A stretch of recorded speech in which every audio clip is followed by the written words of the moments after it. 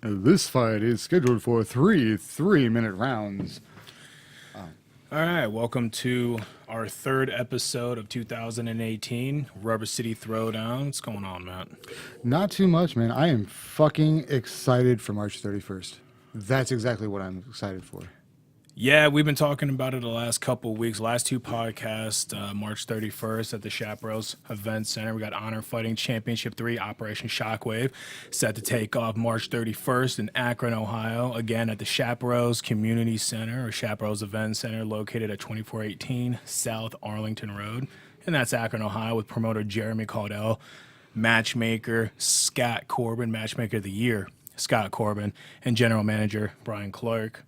And then you could also pick up your tickets at fightertix.com. Check out their website, honorfightingchampionship.com. And if you guys can't make this show, make sure you check out fight.tv. It's an online pay-per-view. It's going to be streaming, so make sure to check out. It's only $14.99. So, and don't forget, guys, some people have been asking, how do we get to fight.tv? I made a link for us, not only to get to fightertix.com right on our page here at Facebook, but there's also a little watch video here icon as well. You can click that, take you straight over to fight.tv, right to their main page for Honor Fighting Championship, and you just click on that and do the pay-per-view that way. Just in case you don't know how to type in fight.tv, make sure to check out that clicky. It's just a lot easier for people. Come on now. It might be. I personally think it's easier to just click on your selected browser and type in fite.tv, and there you go. Rather than logging into Facebook, finding our webpage, or finding our Facebook page, and then they're already there. Then they have to like it, and then they have to share it. Oh my gosh! And I put those links and I put those buttons right next to all of those, so it's okay. We've got it right there.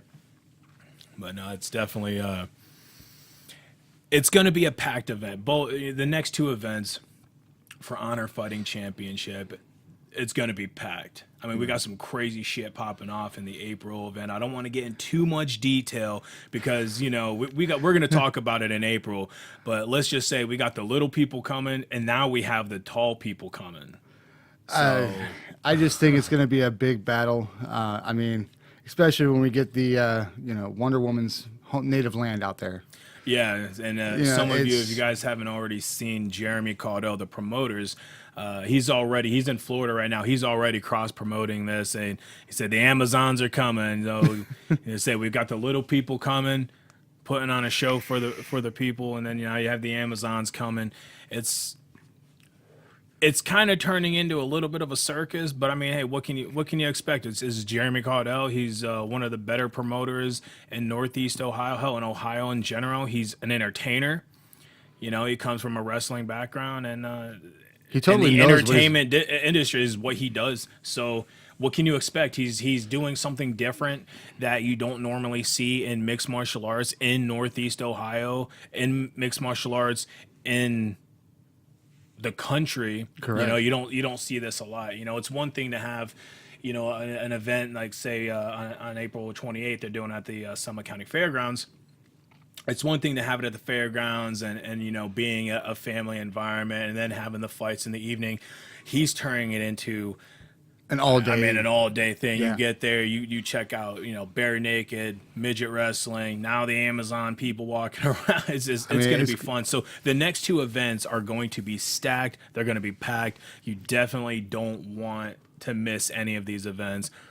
So, and I mean, this is on March 31st. This is the last event that's going to be taking place at the Chaparrals, maybe for the year.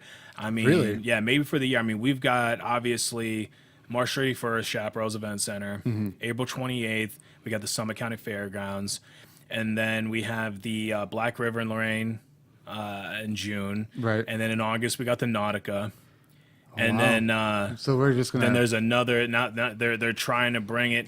They're trying to bring another one to Canton. I mean, this is insane. Like the venues that they're able to pull right now, and they're planning on selling out, is insane. I mean, the Ring of Honor is already sold out.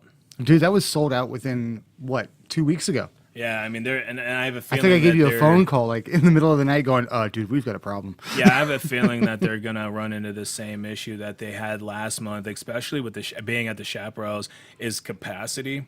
They're gonna end up having to start. They're gonna have to sell standing room, and the Chaparrals. They did it last time. They Yeah, did it last time. yeah. I mean, it came down to that, and they even had to stop the ticket sales, get everybody out of the venue, turn them back around, and go, "Let's double check and make sure we've got the right they head bring count." everybody out, get them back in, and hell, they even lost their main event Right. in last month in their second show. So, and they still sold out. You know, they were still over capacity, and you know they put on a hell of a show every single time. So I'm really looking forward to it. I'm looking forward to calling some of these fights. So I mean, we're gonna talk about some of these fights. Our first fight being, I want to say, I don't want to say it's the first ever, but for me, according to Matchmaker of the Year Scott Corbin, we have our. I mean, for me, it's a first. Right, Atom and- weight title fight. Right, and I even asked Brian while he was here, the general manager, you know, how many of those have happened in this area or in general for a pro card or an amateur card Let's- for being a local event or anything like that. Like, we had a misunderstanding. We thought they were 115s. Well, yeah, we thought they were going to come in at 115 or 125 because of the last recorded weight that both fighters had. So when Matchmaker of the Year Scott Corbin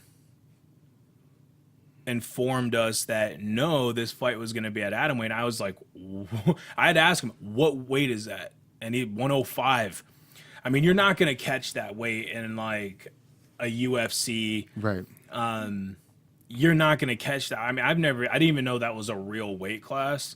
So You know what? hopefully they still fight at 105 but I guess the cool thing about it is even if one of the fighters don't make the weight, I mean, hell, just bump the fight up to 115 and Right. and then do It's it that only way. it's only a 10-pound difference. It's not a pro fight, and the fighters that we're referring to is Jennifer Hicks and Kayla Kipp. So, and I'm enticed. I really think that there's something there, and I'm going to enjoy it. I can't wait to find out what the outcome is. well, the outcome's going to be the same as any other outcome, come just on. smaller, just smaller individuals fighting. Well, I was guess. talking about the actual fight in No, its own. it's just, you know, it's just different. how fast are they going to come Honestly, in? it's gonna go the same way as it's basically you're watching two 115ers get in there. That's my opinion. It's like when a fighter makes weight. Okay, they cut all this weight, they get to 105, and then after the weigh-ins they rehydrate and they're gonna pack on another 10, 15 pounds of water weight. Right. So you're basically watching a 115 match anyway. So it's just interesting that they actually have an atom weight division Right. now, and it's crazy. So The first thing that came into my head when he said atom weight was a slogan that came back from like way back when Hanna-Barbera cartoons was out. And it was up and atom, atom ant. oh jeez. But let's get into there's 3 pro fights on the card so far. So right now, I'm sure Scott Corbin's got a few more fights in the mix. If you're paying attention to social media, especially Scott's social media, he has made some doesn't? announcements. Yeah, right. He's made a couple announcements saying, hey, we got some big fights coming up. He just can't announce it yet.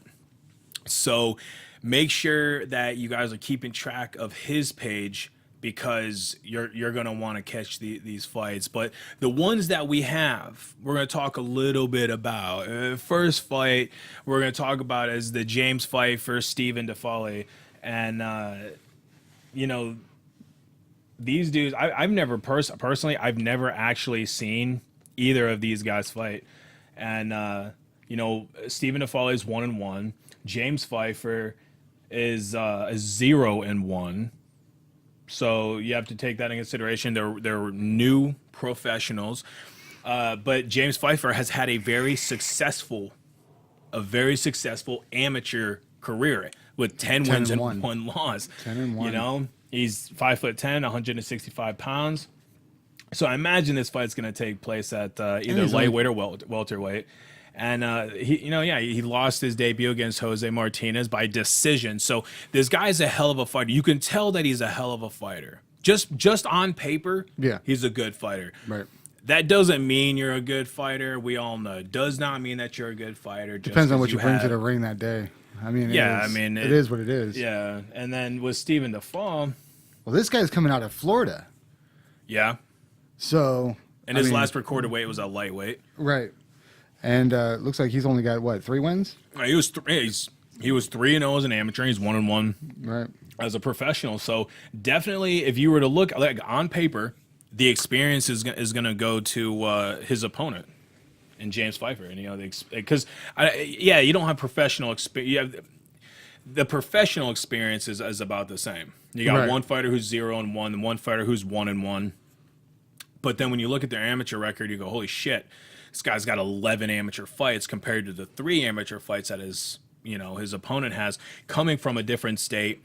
In Ohio now, by it takes state, 9, right? 9 amateur fights with a winning record. Now it used to be 5, but it's 9 fights. But he's from Florida. It's a different rule. That means he went pro. He probably went pro way before the rule was even implemented in Ohio. Right, that's true. But he went pro in a different state, I imagine.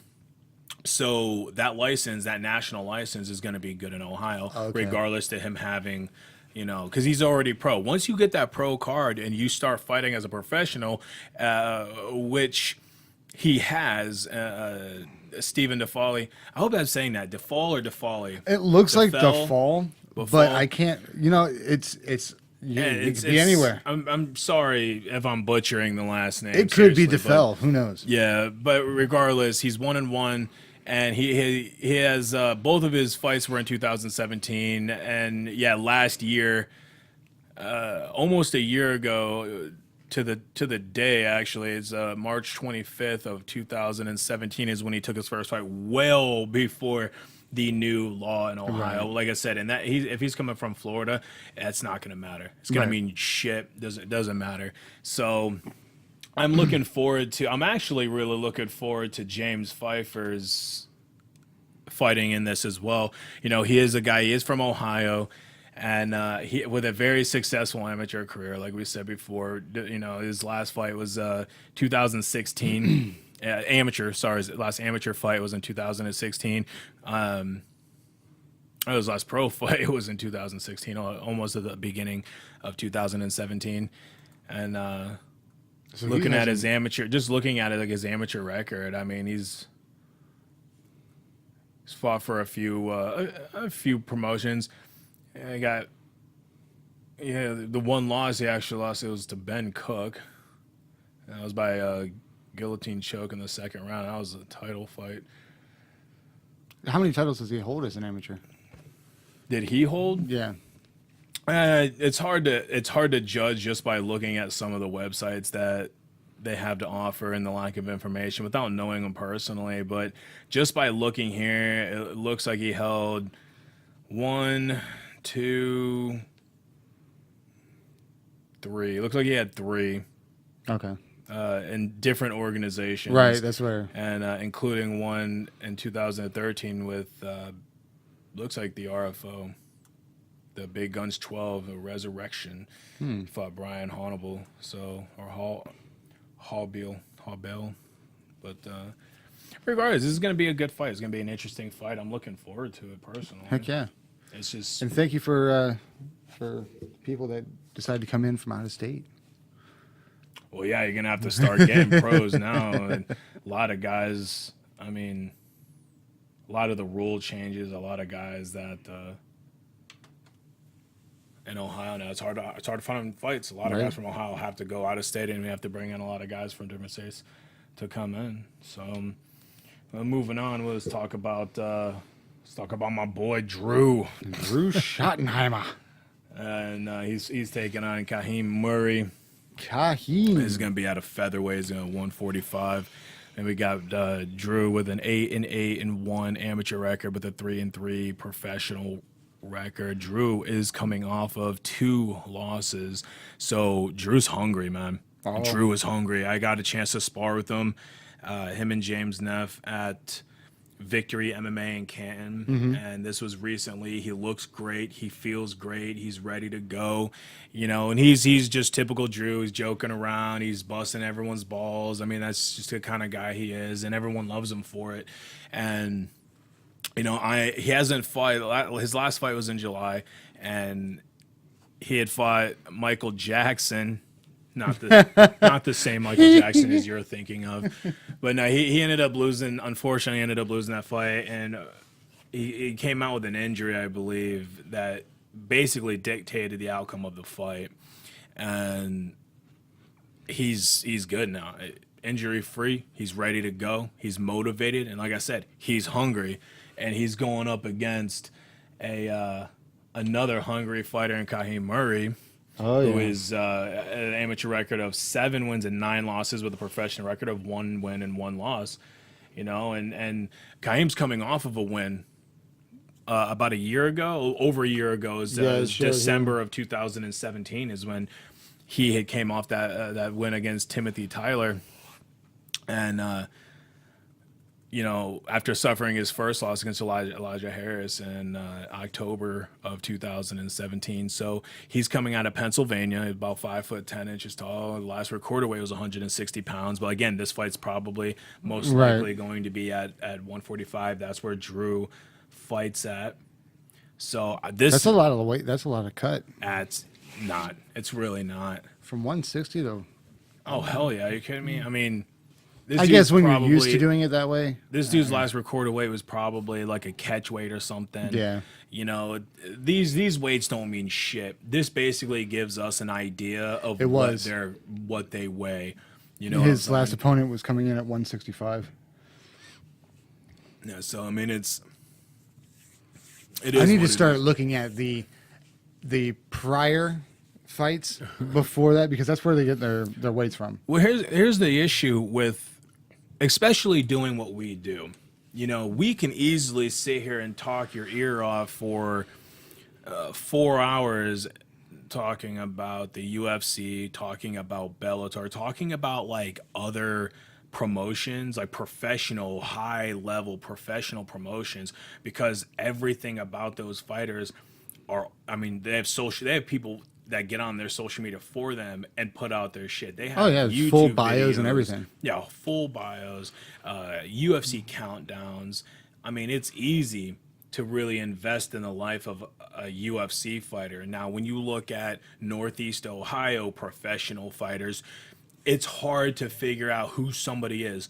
I mean, to be honest with you, I can't even put a face to the name of Kahim Murray. Right. You know what I'm saying? Right. And just as well as I do, trying to Facebook friend some of these guys is damn near impossible. There's so many people. Messaging them and is damn near impossible. I mean, you get some that will return. And hell, even Scott Corbin, he's a matchmaker. He knows the struggle of trying to get a hold of fighters in just Ohio alone. Right. So it's as hard. What we do is hard. And it sucks because we come in here and we talk about 2 guys we know very little about, and we try to talk about them like we know everything about them. So yes, we're gonna get some shit wrong. Oh yeah, of course. We're gonna pronounce names wrong. But what I love about this, so we're humble. The same thing that I hate about it is this factor.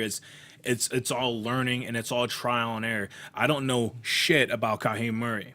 We know about him on paper, but that's about it. After his fight, we're gonna know everything. We're gonna know a lot more. So the next time he comes on and he fights and we cover him, guess what? We're going to know a little bit more about him. I mean, hell, when we covered Drew Schottenheimer last year, we knew dick about him. Right. Now we're training with him. Yeah, now I got to spar with him last week.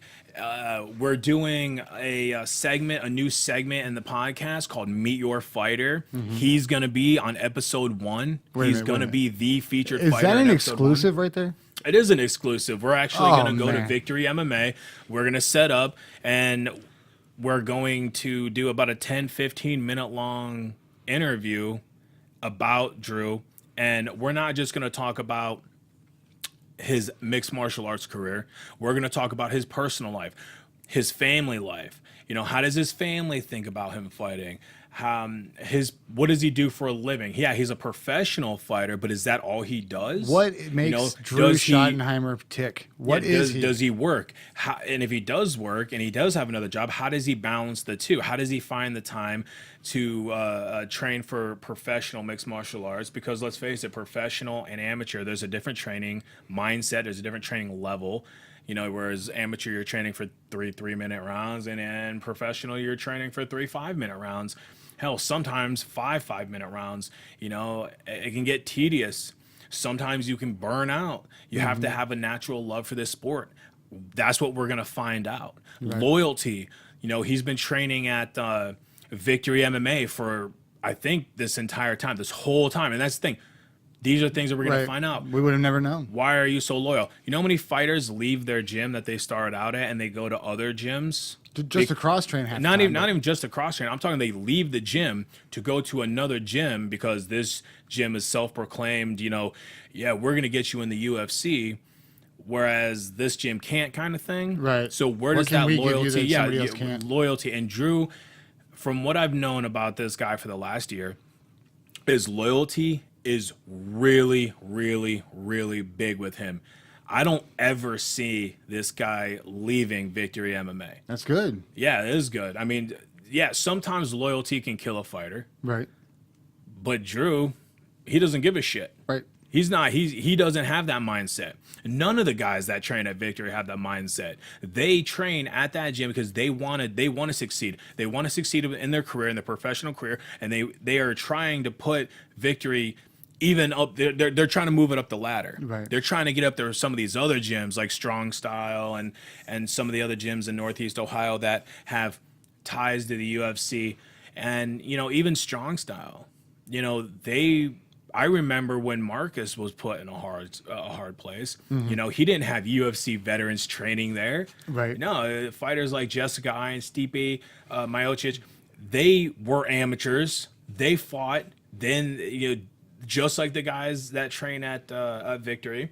Then they turned pro, just like the professional fighters that train at Victory, and they had to go up the ladder. Okay, all it takes is good quality fighter, and that's it. And a good trainer. That's it. I mean, exactly. You know, and Terry Blackwell is a hell of a trainer, a hell of a gym owner, and he's had Victory open since I started training. I mean, hell, they've probably been open. I don't know exactly when they opened up, but all I know is when I started to fight, my first fight was February of 2007. They were a thing. Back then, it was still Victory, but their fight team was something different. Right. But, you know, they were still there, and they were just as big now as they were back then. So, and like I said, I'm pumped to call this fight. I can't wait. Now that you've exploited that, we're doing Drew. We're gonna do Drew. We're doing Drew. Really? You hear that, Drew? We're doing you. We're getting intimate with Drew. No, that's what we're gonna turn. You just took it to a whole. No, I didn't. Because we're gonna get intimate with Drew. We're gonna find out exactly who he is. But no, I am excited about hearing that he's gonna be our featured fighter. I know that we had a little ways to figure out who we were gonna pick for that, and I think Drew is going to be a great first timer for that. And I'm excited to find out what happens with Kahim Murray and the fight altogether. Right, and then moving on, we're going to talk about right now it's our main event. Until something else comes up, currently. Which crazier things have happened? Yeah, I mean, well, it hasn't really officially been announced that this is our main event. Okay. You know what I'm saying? But, like, it is shaping up to be the main event. But like I said, Scott Corbin said he's got some major fight announcements coming up. He's holding on to. Maybe there's another main event. I don't know. He's being sneaky. Right now, we're sitting with Chad Kelly, the Butcher Kelly, and Aaron Jeffrey. 6 foot tall. Yeah, I mean, Chad Kelly's 180. He's 29 years old, 6 foot tall, probably fighting at either 185 or 170. And he's 2-2 as a pro, 6-3 as an amateur, and he's fighting Aaron Jeffrey, who is 3-1 as a pro and 8-1 as an amateur. So Aaron Jeffrey has had a pretty successful amateur career, as has Chad Kelly. Looks like Aaron Jeffries is coming across the border. Yeah. So I mean, it makes that That's it so makes much this sweeter. fight even more interesting. This makes it sweeter. It does. Almost like syrup. It was like last month when we had, was it Brandon Webb from Georgia? Brandon Webb. That guy. He fought guy. Josh Roller. Yeah. That, I mean, it just made it sweeter. I mean, hell, even with Andrew Law versus You mean Justin Law? Shut up. Well, he faced Mickey Marsack, Right. from, was it Detroit? It was We Detroit. love it when we get local guys with that fight guys from out of state. It's awesome. Now we got a guy out of country comes in. Right. That it really does make that fight sweet. And Now watch Ontario be another place in the state somewhere that we're not even sure of. probably like Florida. It's probably not. I mean, I even- did live in West Palestine, West Virginia, so you know. I mean, it probably, to be honest with you, it's probably not coming over. I don't know, but he has fought for the NAAFS Wow. in 2015. So he is in this area. He has fought in this area before locally. So I mean, it's not that far either. Ontario's. But, just and right then over again, there. this is the MMA Underground website that we like to pull information from. That and Tapology. It's like pulling rankings off of Tapology. Some people just shake their head and go, "Oh my God, what the hell?" But hey, what other information? How else are we gonna get the information? You know, this is what we have. We can't just, you know. We just covered that a second ago. I mean, it Exactly, is yeah, what it exactly. is. If we have wrong information, correct us, please. We are humbled to find out. Yeah, just don't be a dick about it. We're not if taking. wrong- We're not going. if we're wrong and you're gonna correct us, just hit us up with some knowledge. Don't be like, "Oh, hey, dicks, you got this wrong." there's no love. We're not like a nationally based podcast. It's not like we get like We don't have 4 1.5 million downloads on iTunes or something. I mean, come on now.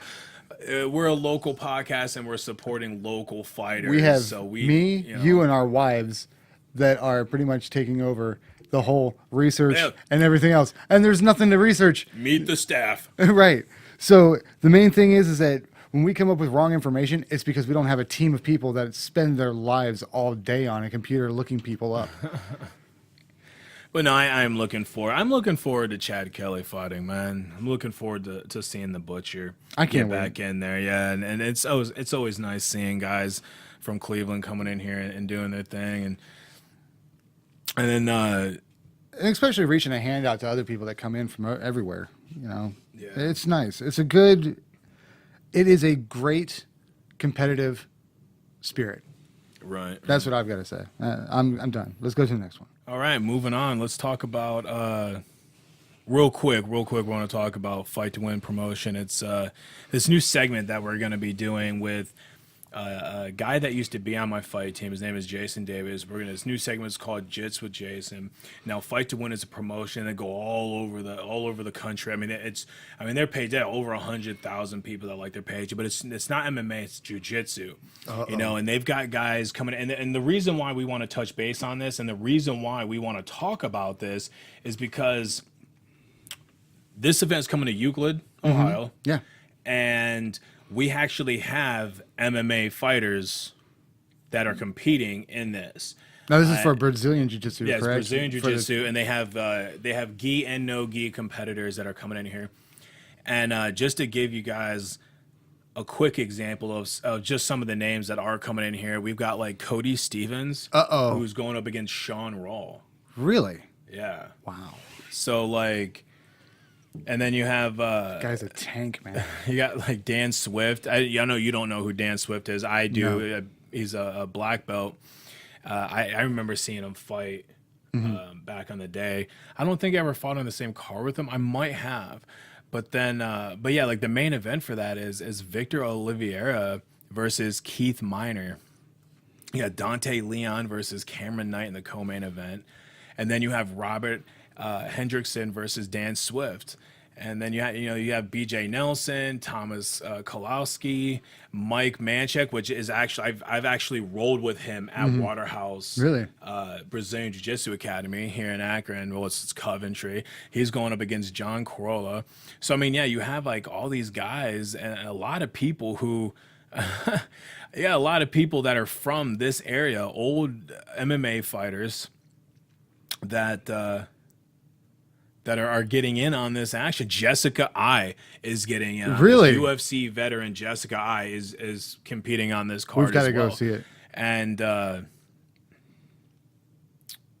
yeah, let's take a look. Let's go to the purple belts. Cody Stevens versus Sean Rawl. That's a 145 purple belt no gi. So this is a no gi one. Some of the ones that I was just talking about, those were gis. And then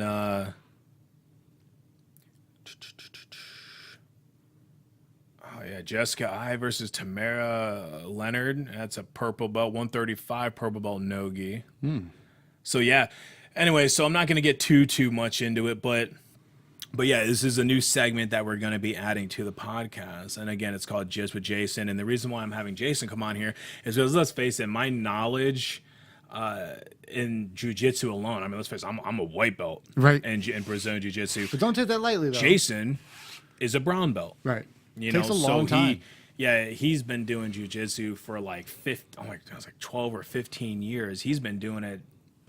God, I started fighting in 2007. Right. And we were fighting together. He was doing it then. I mean, dude, when I was doing Taekwondo, and this is just a good example of what fighting styles give belts away like it's fucking nothing. And that is when I was in Taekwondo, dude, I went from white belt to fucking yellow belt, one stripe, that within, 8 months. I finished everything else out within 12 months. So it's Brazilian Jiu-Jitsu takes a heck of a lot more time because it's more technical. You've got to get it down right before you can advance on. And if you don't feel comfortable with it, they're not going to do it. Yeah, I mean, you have a lot of schools, especially with Brazilian Jiu-Jitsu, that hand belts out like candy. And but it's all right. It's okay because Right. those guys are usually the ones who are exposed, and it makes sense. If you got a guy who just got his black belt or his purple belt, I'll use that. That's a common one. Guy got his purple belt in 6 weeks. You know that it's bullshit. You know that it's not. I mean, the guy isn't that advanced. But like I said, we'll probably get into a little bit more on that when we actually run this segment. But definitely wanted to I'm excited to kind of have somebody promote else that on. a little bit, that not only are we running the podcast, not only are we doing the pre and post fight interviews for Honor Fighting Championship, now we're running a Meet Your Fighter segment. In addition, now we're running a Just with Jason, where we're now going to we're broadening our horizon, we're expanding, we're going to talk not only about mixed martial arts, boxing and everything like that. Now we're going to hit on jiu-jitsu competition as well. I'm excited for it, and I can't wait till we actually do it. And but we actually have, moving on, we actually have an interview with Oh boy. amateur fighter, the Honey Badger. God, I remember saying I love that dude's nickname, seriously. But I almost the Honey Badger. What's that? my badger milk. The Badger Milk. Jesus Christ. So no, we got an interview today, and we're gonna be interviewing Tim Hughes, the Honey Badger, and we're gonna get him on here in just a second. But quick shout out to Blue Lou. They are actually sponsoring. He's a good friend of mine. He he's got his clothing line company, and he's also does fencing. He runs a company, Mixed Fencing, which he's been doing that. Oh, that's For who a this very guy long is? time. Yeah, and Tony. Okay. His name's Tony. Tony. And he's been a huge supporter of mine when I was fighting mixed martial arts. Well, now I've got a boxing match coming up that he's taken an interest in, and he's going to sponsor me, and I'm actually kind of sponsoring him in a way. And I think he's going to make the transition from bodybuilding clothing line to mixed martial arts clothing line that we're going to be able to actually work together with. I'm excited. I'm actually going to be picking up a couple Blue Lou clothing gear after we get done recording the podcast tonight. I'm pumped. So I just want to give a quick shout out to Blue Lou and Tony. Find out how much he wants for a beanie. A beanie. All right, I'll make sure. All right, let's try to get Tim Hughes on the line here. All right. Alrighty.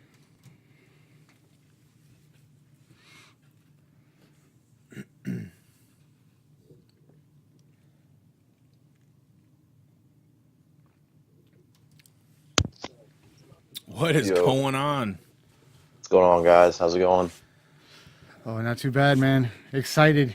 Tim Hughes. I was just telling Matt that like I remember the one thing that stuck out about you before your fight, obviously, was your nickname. I fucking love your nickname for some reason. I don't know why. I don't know why I love that nickname so much. Honey Badger, baby. All Well, right, I don't know. The funnier, Hey. I just made a laugh about it. Unfortunately, you weren't able to see it. I ordered a Jamocha shake, all right, and I just finished All it right. up, And and it was all chunky and stuff, and it just reminded me of Badger milk. Okay, I'm He's sorry, been talking Oh my about how God, he's had Badger Badger milk. milk this entire Yes. time. I couldn't help it. As soon as I found out that we were going to be doing you as an interview, I was like, I've got to get my Badger milk. Jesus Christ. All right, well, we got Tim on the line now. Tim, your next fight is against Damon Morosko, March 31st, the Honor Fighting Championship 3, Operation Shockwave. How's camp going? How do you feel about this fight, man? Phenomenal, man. We've had a great camp. It's been awesome. We transitioned out of helping we have a teammate, Chelsea Falder. Shout out, Chelsea. She just had a world title fight in King of the Cage. Great fight, 5-round, went all the way, took it to a decision. Phenomenal fight. So we transitioned out of getting ready for her fight into our fight camp pretty smoothly. A lot of it's been, we've got 2 more teammates, Pat Coney and Doug Lewis, both making their debut the same night. Been focusing a lot on getting them ready, so it's been real smooth. It's been real good. I feel great, honestly. Like I haven't felt this good in a while. Felt really good. Everything's coming together well. We get a solid game plan. Great camp full of awesome fighters, man. It's all going really good. I'm excited. 31st is gonna be sweet. Now remind us, what's your fight team? What camp are you guys? Fightopia MMA out of Piqua, Ohio. Pickle. Fighttopia. Yeah, a little yeah, Now, what do you little guys- town, small town, Ohio. How many people do you guys have fighting for you guys? How long you guys been around? Tell us a little bit about your camp and about your team. All right. The camp itself's been around about 10 years. They've had a bunch of fighters come through. Most notable, I would say, recently is Chelsea Falder. She's made a pretty big run. She's fighting for King of the Cage. The owner is Johnny Connor, great guy, stand-up dude. He's been running it himself for a while. We've got about 8 fighters, I'd say. A few of them you guys might know. Tim Fry's another one. He's been a staple in amateur fights for years now. He's fought up in Michigan, held a couple titles. Eric Vondenheuvel's another one. He was in my corner. He got a title up in Michigan, another young guy, up and coming. And then we got me as far as the next generation and a couple other guys that are up and coming that are starting all together. We got about 8 guys in camp that are consistently fighting, training to fight, and ready to fight. So we're putting together a solid little team. We got everybody from about 135 all the way up to 205 covered. So Really? That's amazing. yeah. We're looking to shake some stuff up. Like obviously, especially in that area, we're not super well known. Not a lot of people know us. Last time we came up, they're like, "Who's this guy?" Like, I'm fighting a guy from Evolve, which is a huge gym, real well known. They got a lot of fighters on the card, and we're kind of like, the out of town people coming to shake shit up. But Right. Right. When I mean, makes there's plenty of noise. them out there, man. I mean, look at who was that? Cambridge boys. All of them. Nobody really. Terry Neff and all them. Wheeler, yeah, they came in and Yeah. they started with one, and then Yep. the next one came in, and then the next thing you know, there's like 4 of them, 4 guys Right. from Cambridge Yeah. coming in here and just beating everybody. And nobody really knows much about Cambridge. I took a liking to them only because of the fact that my family's from that way. Well, it's You know, interesting, yeah. too, and then is that, like, it's as very far as- small. As far as the fight team goes, I took an interest because it reminded me of my first fight team where we had nowhere to train. We're in like an abandoned warehouse, was shut down by the fire marshal. And then like we started with 3 or 4 people and we came in and that's what we did. We came in as a new fight team. We started winning and then That reputation that builds fight quick. team failed and then none of them came. Well, Cambridge, they didn't really have a fight team. They had guys, local wrestlers that were coming in that was helping them prepare for their fights. They were training where they could. They were trying to get some land. And then with Cage Thunder 2, where Terry Neff was actually coming onto the card, unfortunately that fight didn't happen. His opponent backed out. But what I was told, he came in from Florida. So Really? I never actually got the final word if he moved down there or if he was just down there training and for this fight he came up. I don't know. I hope somebody gets a hold of me at some point, tells me exactly what the hell Yeah. So happened. But Piqua, Ohio. I mean, that's not that. I mean, it's what, about an hour and 45 minutes. We're about 2:45, 2 hours and 2:45. 45 minutes, a little bit of a drive. We're about an hour and 10 minutes north of Cincinnati, right up 75. Okay. Uh, yeah, it's the gym's been around for a while. They've had a lot of fighters make a lot of different runs at it. You know, they've had some solid people through the years, but I'd say now we've got like a real solid camp, real solid fighters in every weight class. We're just building. I mean, it seems to be a trend too. There's a lot of like even in the bigger promotions, UFC, Bellator, whatever. There seems to be this thing where you get a lot of people who are like, big names, and you try to build your camp and bring people from the outside in to like build this superstar camp. And ours just has kind of developed naturally. Like Max Holloway is a good example.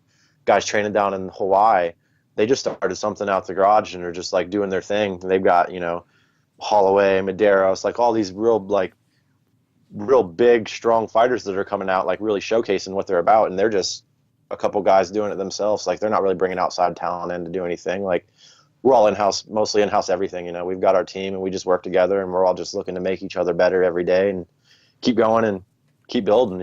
We got a great team, great people, and everybody brings something unique. That's what I love. We're all very different stylistically, and we all bring something to the table. And any given night, I go up against 6'6" Eric Vondenheuvel, who's just like a killer in striking. The dude's an animal. He's got a 7-second knockout to win the title in Michigan. Wow. And then, next I'm going against 5-foot tall Chelsea Falder, who's just fucking caged thunder. Like this girl comes out to take your fucking head off every round. She acts like a 115-pound female in a room full of men. Right.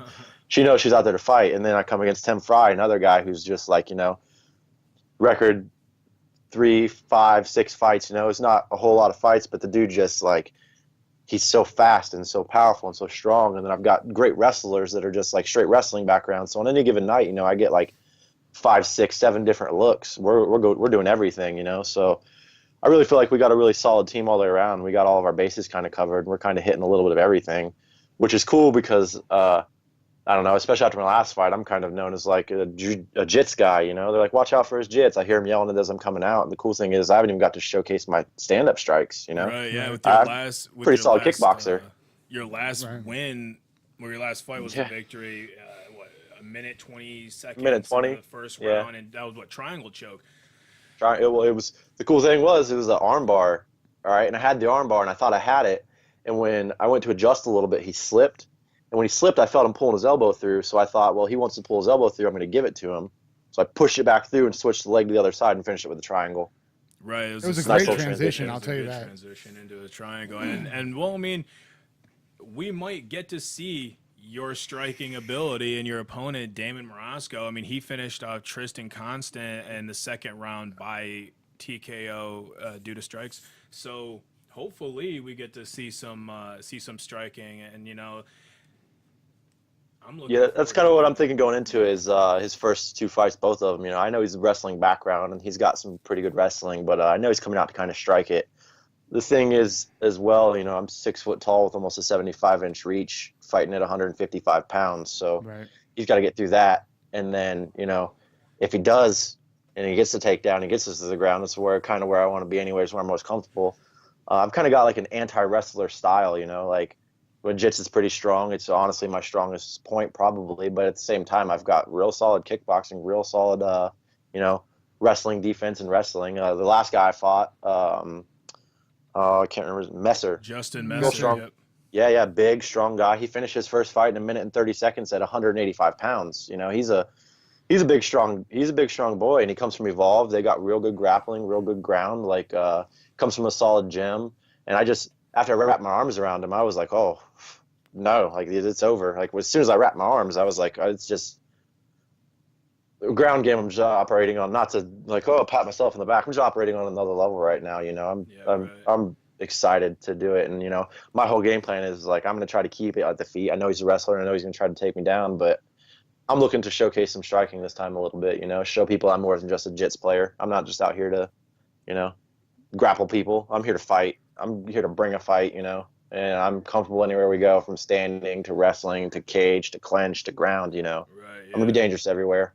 And see, I'm 5'7". I'm the same height as Damon Morosko, And I mean, right now I'm a heavyweight. I have 9 heavyweight fights, Hmm. so I know the struggle of fighting guys who are taller than me. Oh, And huge, yeah, yeah, I'm trying huge to get size difference. down That's like to I go against Vondenheuvel. He's 6'6", and it's like, dude, like giving up 6 inches of reach is right, fucking hell, incredible. even It's the like, guys that I spar with on our team, uh, they're all light guys. It's hard to find bigger guys for yeah, some reason in this area. hmm, But the heavyweight division just isn't the same as it used to be 10 years ago. But the yeah, guys that I train with now, I mean, like I said, I'm short. They're longer. I have short arms, stubby legs, and yeah, it is very difficult to get yeah. inside. And with short guys fighting longer guys, you kind of have to develop a wrestler Oh yeah, mentality that you have to wrestle them to the ground, you have to dominate the hmm, position, smooth transitions, and you have to, you know, beat them on the ground. And with Damon's fight history, you're either gonna lose by TKO or you're gonna win by Right. TKO. So yeah. That's kind of it's my thought on it. It's yeah, like it's either going to be a tough one getting beat up on the ground, or I'm really going to come out and look to hurt him pretty bad. So right. And the only thing that fits his style of fighting, being a wrestler fighting, is his height, being shorter. Right. You know, because yeah, yeah. you being Gives him the longer, you advantage of have being a lot of low advantage. center of balance, low gravity. He's really got. I know he's got a good wrestling background, and I'm going to come out and respect his wrestling background. But it's like you're fighting through the stand up to get to the ground, only to realize that when you got to the ground, it's probably not where you want to be with me, anyways. So Right. it's Right. double edged sword. What do you want to die by? You want to come through and try to fight the stand up, or do you want to actually get it to the ground and then have to worry about high level submissions? Well, I'm Right. excited to see it. I can't wait. I want to see what you're like standing up. Well, it's always nice Yeah, yeah. I'm, seeing I'm an excited to throw it. amateur. Like my first fight went 3 rounds, all the way to a decision. I didn't shoot a takedown the entire time. I just stood and banged the whole 3 rounds. Come to find out, the guy that I fought, it was a debut. I didn't know anything about him. He was a strong southpaw, but he'd been competitively kickboxing since he was 8. He Right. fought in junior national karate championship, like great kickboxer. And my whole thing with it was I went 3 rounds with him standing, and we exchanged the whole three rounds of the fight. Was a pretty good fight. And the only time we went to the ground was when he decided, like, I don't want the stand up anymore. Let's go to the ground. Took me to the ground. And then he comes out again. He fought last month, first round TKO. So Yeah, I was just getting ready to say you could be worse. You could be Dustin Turner, who just got knocked Right. out. yeah, yeah, I just got knocked out by the same guy. Yeah, from that body kick, which if you watch, I ate one in the first round, and oh my god, the liver. Yeah. The liver kick is something real. When you feel that chill, the liver shiver, and you Oh, feel your body jeez. shake. 10 seconds, I heard the clickers at the end of the round, and I ate that body kick, and I was just like, ooh, just got to pretend like that didn't hurt for another 10 seconds so I can gather myself. And after that, Sit down, second take round, a I break. blocked him a lot better because I was like not feeling that one again. Right.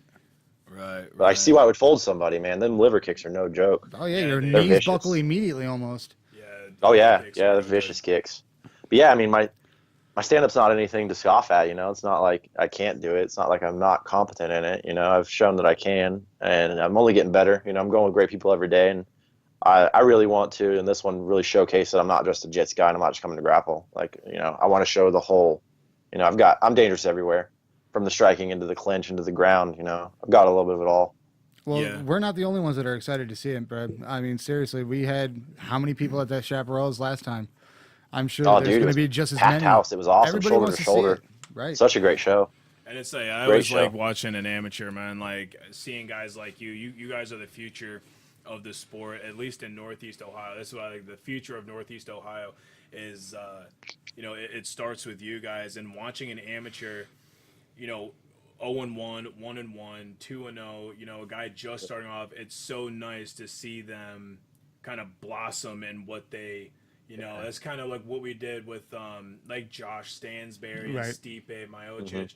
You know, I kind of grew up during that fighting era where Stipe, when he was 2-0 when he came back to the sport, and then Yeah, when he was 5-0, he took a break and went to boxing, won Golden Gloves, yeah. came Became back Golden to the Gloves sport. champ. Yeah, Yeah, and we all watched him. And I remember when I finally left and I went to the army, I was telling guys in my platoon, I was like, "You watch, Stipe, this guy named Stipe, he's gonna be the world champion." They're like, "Who the hell is Stipe? Who is this guy you right. speak of?" And sure as shit now, when he won that title, I messaged every goddamn person in my platoon. I said, "Do you guys know the name now?" You know, Yeah, you like, remember? and that's, but it's watching guys that start at the beginning, and I love watching them blossom. What's gonna happen with this guy? Where is he gonna Yeah. take his career? And seriously, definitely, I God. definitely look forward to watching this fight, and I will continue to love watching you grow, man. And that's about it for the interview. That's about it for the podcast. We're gonna go ahead and shut Awesome. it down on a good note. I'm And crying Cool, over cool. here, got man. Matt It over was here. beautiful. Quick Tears, shout man. out, Phytopia MMA, Piqua, Ohio. You can catch me Instagram at Honey Badger Hughes if you want to follow any of my stuff. Shout out to Rubber City Throwdown. Thanks for the interview, guys. I really yeah. appreciate what you guys are doing. You know, the sport of MMA in Ohio really needs this kind of stuff. We really need this, like, you know, this resurgence, this rebuilding of what it is for to be in the world of MMA in Ohio. And I love taking part in it, and I love the chance to get on here and talk with you guys. No, thank you. We appreciate everything that you've done for the sport and also for yourself. I'm glad that you're succeeding, and we can't wait to see you, Much bro. appreciated. All March right, 31st, man. guys. Honey Badger's coming. Can't wait, man. Hope Can't you're all wait. ready. March 31st, guys. Get your tickets. Support your local fighters. Take it easy, Tim. Namaste. Thank you, guys. I do, man. I love that kid. He's a good kid, man. I can't hate him. I can't not like him. There's a lot of fighters that you can't like hate. You know what I'm saying? There are guys out there that are like, they're egotistical. We're and, just not going to mention names. Yeah, we're just not gonna mention any names, but you guys know who you are. But yeah, they're egotistical fighters. There are assholes out there, but I think that's more of a personality issue than it is a fighter issue, to be honest with you. And then you got guys like Tim, and you got guys like Tristan that we interviewed Right. a couple weeks ago. Man, they're just so humble and what they do, and I love it. And I think we did a great transition here. We went from Tristan Constant, humble guy, really great guy, love the guy, came off of a loss, and that's how he talked. He took it as a learning lesson, and then we've got Tim Hughes here.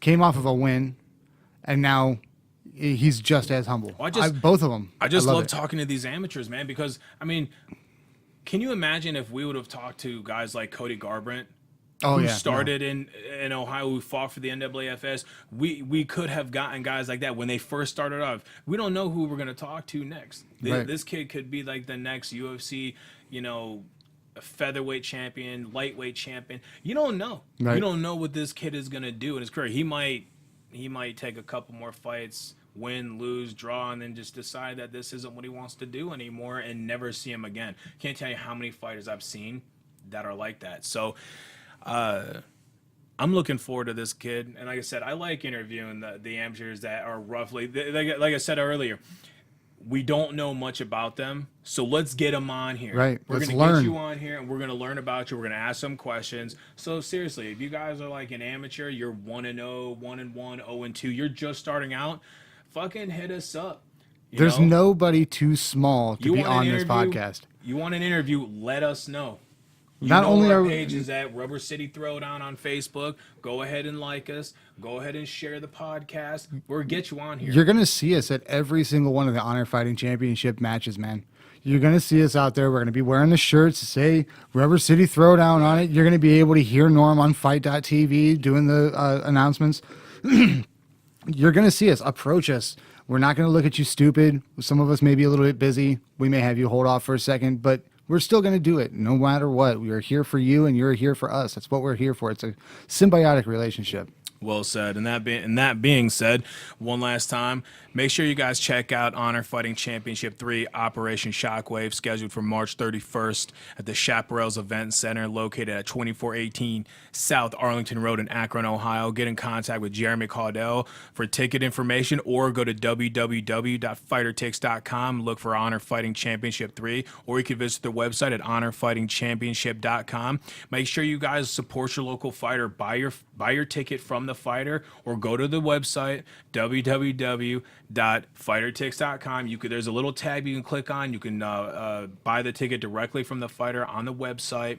And seriously, last month they were selling standing room for general admission at the door. You want to get your tickets as soon as possible. All right, guys.